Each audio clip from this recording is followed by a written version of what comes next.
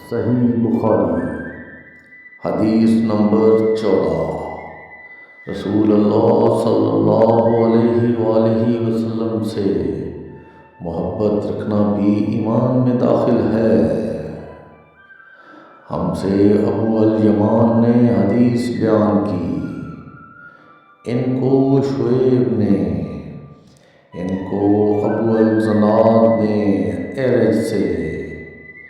انہوں نے ابو ہریرہ رضی اللہ تعالی عنہ سے نقل کی کہ بے شک رسول اللہ صلی اللہ علیہ وآلہ وسلم نے فرمایا، قسم ہے اس ذات کی جس کے ہاتھ میں میری جان ہے، تم میں سے کوئی بھی ایماندار نہ ہوگا جب تک میں اس کو والد اور اولاد سے بھی زیادہ اس کا محبوب